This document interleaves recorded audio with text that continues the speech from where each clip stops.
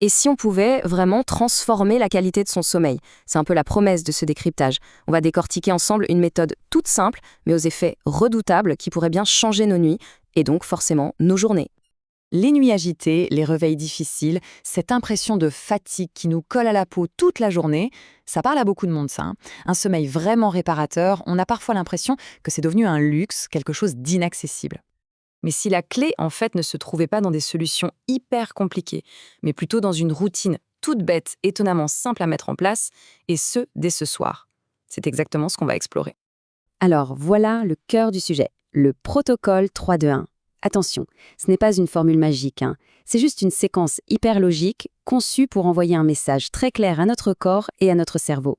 La journée est finie, il est temps de se préparer à dormir.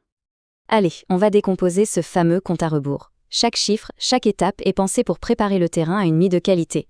Voyons voir comment ça marche. Bon, voilà la règle dans son ensemble. C'est super simple à retenir. 3 heures avant de dormir, on arrête de manger. 2 heures avant, on arrête de travailler. Et 1 heure avant, on coupe les écrans. C'est clair, c'est net, et comme on va le voir, chaque étape a une justification scientifique bien précise. On commence donc par la première règle. 3 heures avant d'aller au lit, la cuisine est officiellement fermée. Fini. Le dernier repas, de préférence léger bien sûr, doit être terminé. Mais alors, pourquoi cette règle ? Eh bien, la digestion, c'est un vrai travail pour notre corps. C'est un processus intense qui augmente même sa température interne. Or, pour bien dormir, le corps a besoin de se refroidir. S'il est occupé sur le chantier de la digestion, il ne peut pas se concentrer à 100% sur les processus de réparation de la nuit. Le sommeil sera donc moins profond et beaucoup moins réparateur. On passe maintenant à la deuxième étape de notre compte à rebours.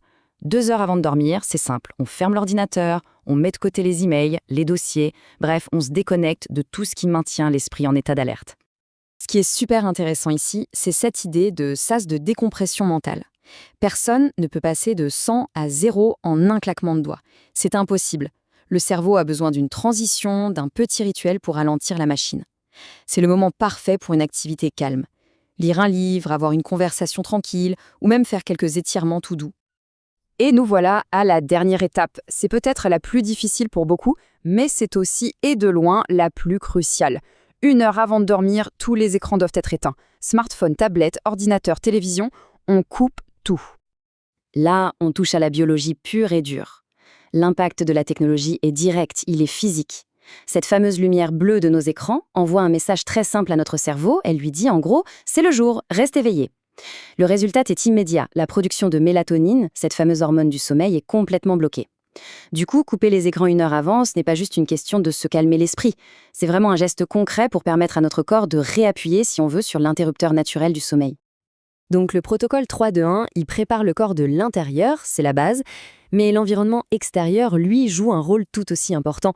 Voyons comment on peut transformer la chambre en un véritable sanctuaire du sommeil. Ce chiffre peut surprendre, parce que contrairement à ce qu'on pourrait penser, on ne dort pas mieux dans une chambre surchauffée. Bien au contraire. Pour s'endormir et surtout rester dans un sommeil profond, notre corps a besoin d'abaisser légèrement sa température. Une chambre fraîche l'y aide énormément.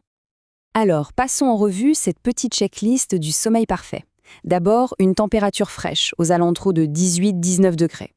Ensuite, l'obscurité la plus totale possible. La moindre source de lumière peut perturber nos cycles. Le silence est aussi un allié de taille, quitte à utiliser des bouchons d'oreille si besoin. Et puis la base de la base, une literie confortable, parce que le lâcher-prise commence d'abord par le confort physique.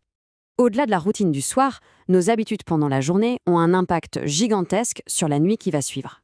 En fait, tout l'enjeu, c'est de synchroniser notre horloge biologique interne avec le cycle naturel du jour et de la nuit. Cette diapo illustre parfaitement l'équilibre qu'il faut trouver. Le matin, on donne les bons signaux au corps. De la lumière du jour, 1 heure de lever fixe pour bien démarrer l'horloge interne. L'après-midi et le soir, c'est l'inverse. On évite les stimulants comme la caféine après 14 heures ou l'alcool. Mais de toutes ces habitudes, la plus puissante, c'est la régularité. Des heures de coucher et de lever stables, même le week-end. C'est ça qui ancre solidement notre rythme. Bon, comprendre la théorie, c'est bien, c'est une chose. Mais le seul changement, il vient de la pratique.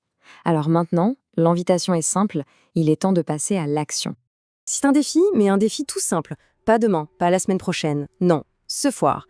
Appliquez ce compte à rebours et juste observer la différence au réveil. Sans aucune pression, juste pour voir, comme une petite expérience personnelle. Et on termine avec cette question, parce que parfois il suffit d'une seule bonne nuit pour se rappeler à quel point le sommeil est fondamental. Une seule nuit pour retrouver de la clarté, de l'énergie et surtout l'envie de faire de chaque nuit une bonne nuit. L'expérience, elle, commence ce soir.